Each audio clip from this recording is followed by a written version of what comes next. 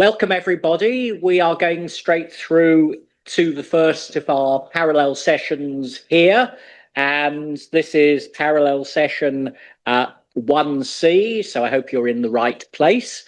And I'm delighted to welcome the first of our two presenters. We have two papers. We will be presented to for about 20 or 25 minutes, and then we'll leave about 5 to 10 minutes for questions from each of our presenters. So I'm delighted to introduce our first presenter, Josh Mead from King's College London, and as you can see, the King's online student tapestry, creativity, community, and connection. So thank you, Josh. But yeah, hey everyone. I'm Josh. My pronouns are he, him, and I'm the student engagement manager in King's Digital. King's Digital is where we at King's look after a whole bunch of online postgraduate programs all around the world. I'm going to get to the team in a minute. I'm going to talk about this tapestry thing. So the tapestry is a living expression of the online community at King's, essentially. Since late 2025, we've been going out to our students around the world, who I'll talk about in a second, and asking them to contribute their thoughts, feelings, experiences in a range of ways about what it means to be an online student to them, what it means to be a member of the King's community to them, in an effort to sort of gather a picture of who these people are, what motivates them, and to bring them closer together. And the hope is that over time, all these submissions, which have been amazing and creative, form a big tapestry that shows how connected all the students are, how we all are, and what ties us together in the online learning community. The project involves a physical workshop 3 times a year, and an annual exhibition of the piece. So I'm going to move on and give a little bit of context. The tapestry comes from the student engagement team in King's Digital, which is a really new function. We started in July last year. So King's Digital Student Success is where all of our online students, we have around 5,000 of them on, I think, 16 different courses, are supported through coaching and advising. And the student success advisors, who are the smiley people in the top picture here, make up the bulk of that support. The student engagement team is the newest function, and we're interested in bringing students closer together and building community despite people being far apart, and building a sense of belonging to King's. So like our goal really is bringing students closer to each other and to the university. I wasn't at the top meeting with the smiley people, as Apple mentioned. The bottom one, I do work for King's. And this is me with 6 students that we flew over around the world in October time. These folk came from America. I don't really know why I had to register, because it's just a website anyone can access. Trinidad, Singapore, and Oman. And it was a really special. Maybe they'll deny you entry. Informed this project. Name's not on the list. So this session is about connection above everything, about cultivating community, and I wanted to try and do that in this room a little bit as well. So to start, I wanted to sort of talk about me, if that's all right. My name's Josh. I love Muppets. I love Lewis Football Club. I love a good co-fermented coffee, and I'm getting married in May. Yeah, one of my first dates with my nearly wife was to Margate in Kent. We sat on the beach and had this like lovely memory of us winning these silly toys in the arcade and wearing them on the beach and having a lovely old time. And so Margate is one of my favourite places in the world. So I wondered if you could all humour me a little bit, and then this will relate to something later in the presentation. If you could scan the QR code here, you'll be taken through to a map of the world. And there'll be a small plus sign at the bottom. And you could click on that. You can search for any place in the whole world. It goes down to pretty granular level. And I'd love to know where your favourite places are. There's quite a few people in this room, so it'd be really cool to see a good mix. And it's going to tie into this project in quite a big way. So I really appreciate you taking 20 seconds or so to do that while I undo the bottle of sparkling water down here that I hope is for my use. Is that okay?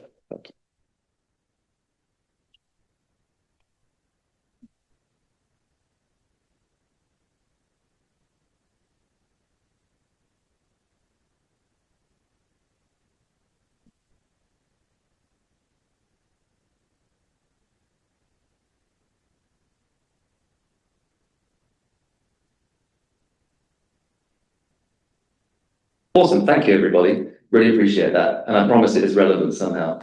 So the story of this project starts not long after our team formed. My team is of 2 people. It's me and Isabella, who sat over there. We formed in July of last year. And we came straight in and we started questioning what belonging is for online students, what it means, what community is. We're like running surveys, we're running interviews, we're setting up events, we're setting up newsletters and trying to get to know our students as best we can, trying to gather a good picture of them.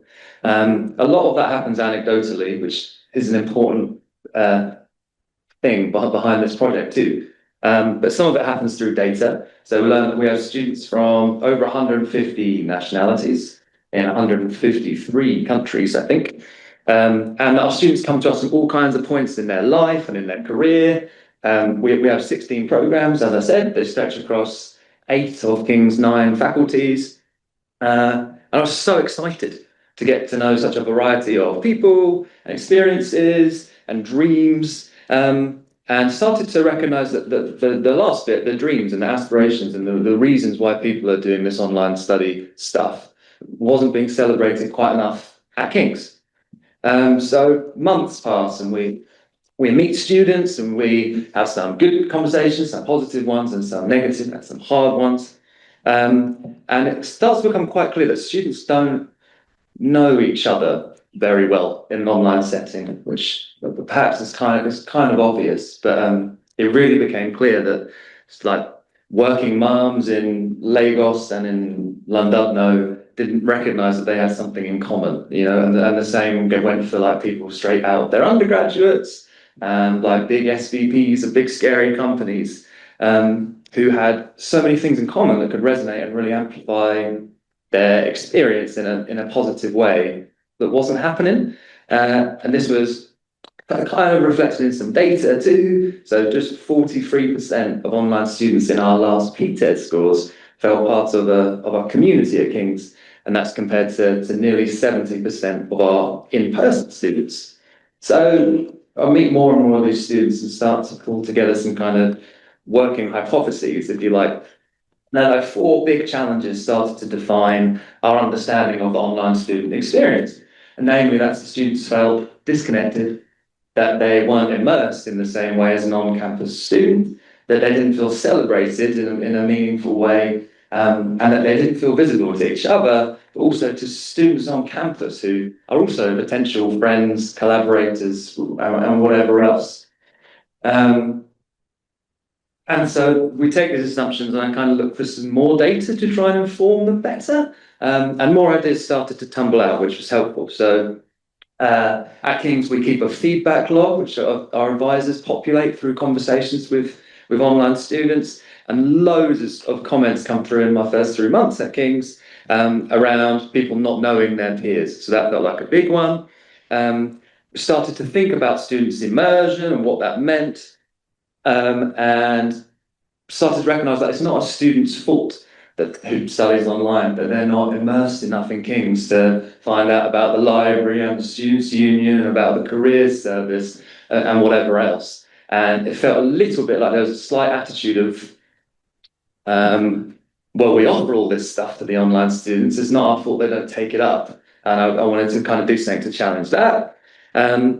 Yeah, by celebration, I mean wanting to celebrate beyond people's grades, because that happens in flowery LinkedIn posts and whatever, but I wanted to celebrate the feelings and the personalities of our students and how they're important and important part of the journey. And this visibility piece, I'm talking about students feeling visible to each other, to the online students, to staff, like I've had conversations with academics at the university who don't know that we teach online students. So, I mean, they make up, I think, about an eighth of our student body. So that felt crazy to me. And so from there, I started thinking about how do you make big things visible in a small way. Then I started thinking about the world and everyone being connected, and that's what led us to maps. So I'm thinking about a map of the world at this point, and students being connected by an invisible string and seeing their commonalities.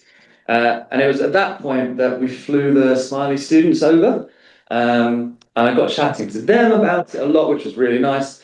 And the idea came up from one of them to bring together some of our students who are based in the UK. So they make up about a third of our online students.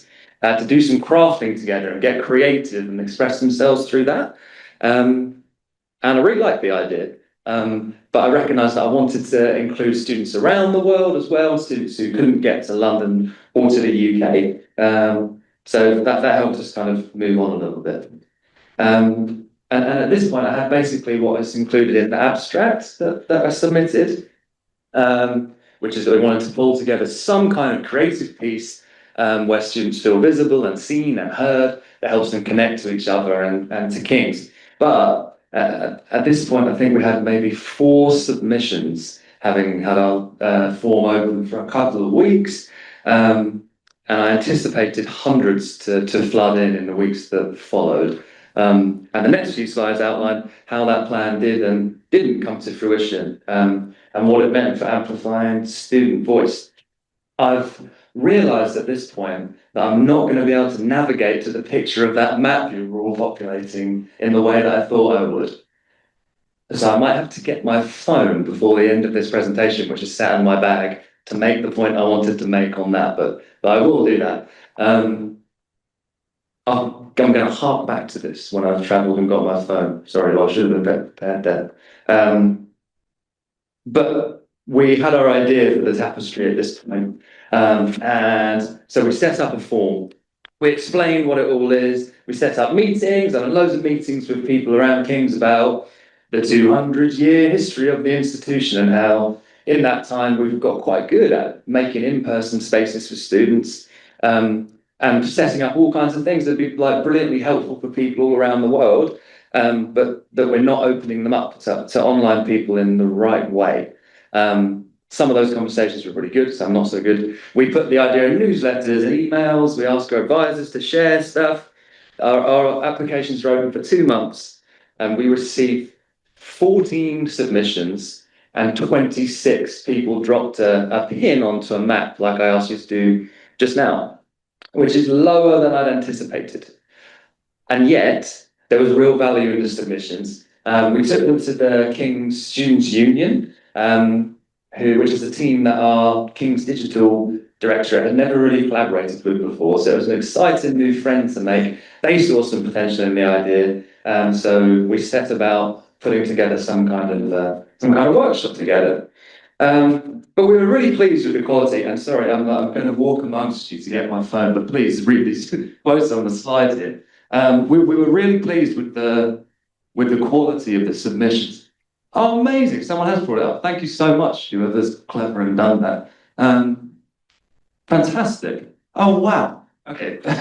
So these are all of your submissions about your favourite places. Thank you, everyone. It's so cool to see so many so close together and yet so far apart. People in what, 4 different continents, all across the UK.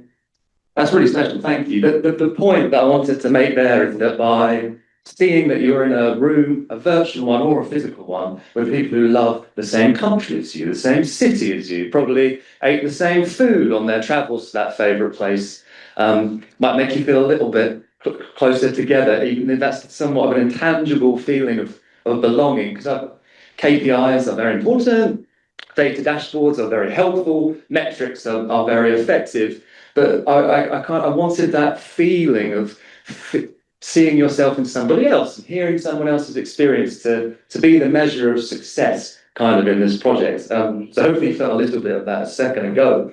But these were some of the submissions we got from students.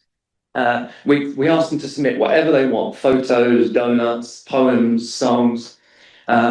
I like this top one of someone's study planner. Study spaces were a really important thing. We wanted to understand what it felt like to be a student in a tiny room in, I think this person's in Malaysia, versus being a person in London or in Singapore or whatever. We had people write in from America, people share their pets, let us into their homes and their kitchens.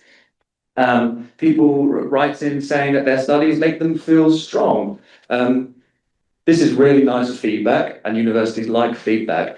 But the point here is that we're repurposing this and sharing it back with the other students themselves to be inspired by one another's stories and maybe even want to get involved in one another's stories. But this at the bottom is what we wanted to amplify through a project. So then what happened? We with the support of the Students' Union, like I mentioned, put together a workshop in person in London. It was in a disused dance studio, which was quite cool. We got a whole load of craft materials as cheaply as possible, chucked them on a table with some sandwiches and croissants, put on the greatest hits of Bob Marley, and then sort of stood back and crossed our fingers. We had 12 students come, and they made something that I really loved. I think they sort of moved through collage and painting and bits and bobs. None of them described themselves as creative before attending, but they pulled quite a lot out. I think what they made asks questions, and it led to them asking a lot of questions of themselves and of others in the process. So these pictures here in this laptop were some of our submissions from students all around the world. So a big part of the in-person challenge was students understanding those photos from everywhere, seeing themselves in it, questioning it, pushing it a little bit. So it was really cool to see that conversation happen without the original contributors in the room.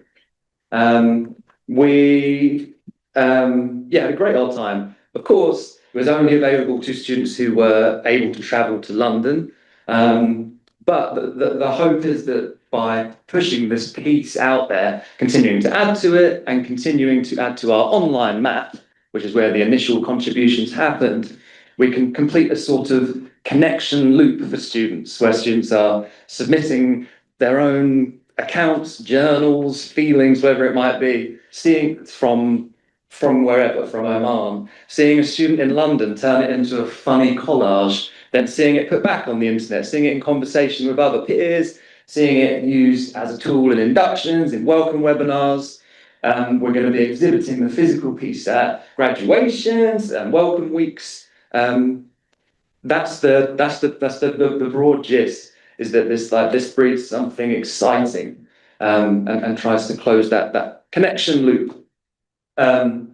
So we had a great time with those who came, and they really enjoyed it, which was nice. I love the first one here about connection and analog bonding. The bottom quote too, I really like about this student. We got into quite a deep conversation with us on the day about what it means to be distant. How you can be distant in a room if you're looking at your phone instead of paying attention, but how you can be very close to something from the other side of the world if you try. And what I really wanted to do through this creative, sometimes silly idea is do some of that trying for the students and make it easy for them to engage, easy to share their whole selves whenever they sit down and think about Kings or engage in their study. We sent out feedback forms, as one does after events like this, and had half the people filled them in. They were all very positive. And that raises another layer of questions for us in the organising team as we continue to develop the idea around how do you actually evaluate something like this? How do you evaluate belonging? How do you measure connection? Because we try through P-TEST scores or whatever it might be. But sometimes it is intangible, like seeing someone holidaying to the same part of France as you makes you feel something intangible. And the hope is that by turning this into a long-term project, some of those measures might tumble out and they might be useful. So the hope is, like I said, that with every intake of new students, because at King's we have 3 intakes of online students per year. With each intake, we take this project around now, we show them the online version, we show them the physical version, and it continues to be added to. Just this week, we had a new student join, and they submitted a 2-minute audio piece that they'd written. They're from Sri Lanka, and they submitted this dance piece they'd written, which was amazing. It was the first non-physical thing we'd had submitted. It was really exciting. The hope is going forward that sort of the type of submission we get continues to expand, and the engagement with it continues to expand. And we take it to more and more students get involved, and in 2036, students can see what it felt like to be an online student in 2026, and can feel something good in there, can maybe feel challenged by that, can maybe learn something, and contribute to that broader community that we're trying to knit together around the world. There were some learnings, like mainly around the engagement thing, and sort of setting parameters, setting expectations. A big positive for us is that we're in this new team, and we had a lot of freedom to experiment with stuff like this. It wasn't an expensive endeavour, like it was a couple of £100 on sandwiches and tissue paper, but there was a small amount of risk, I guess, in that we're like putting a lot of effort and a lot of time and a lot of communications out to students to try and build something.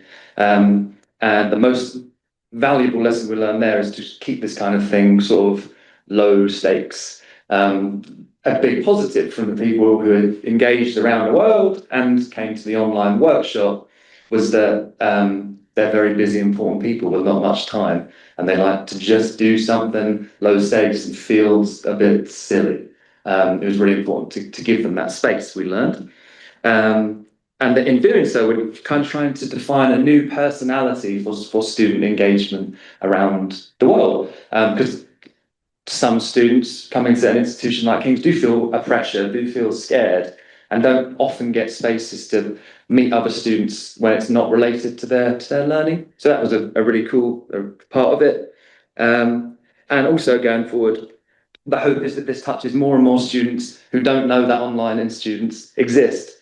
So like I said, at King's, about 1/8 of our student body is our online students. And there are undergraduate students at King's who don't know they can do a master's online with us. There are master's students who don't know that they could eventually one day look to do like a doctorate online with us. So it'll be a useful sort of marketing tool, hopefully, in a way also. I'm going to wrap up now, and just stress that this thing isn't finished, but I really wanted to share what we tried to do and what we ended up with, and a positive, like a sort of picture of how we think it might be positive going forward. But like we set out with a mission to remove barriers to connection, immersion, celebration, and visibility at King's. And we did that with at least 26 people out of 5,000.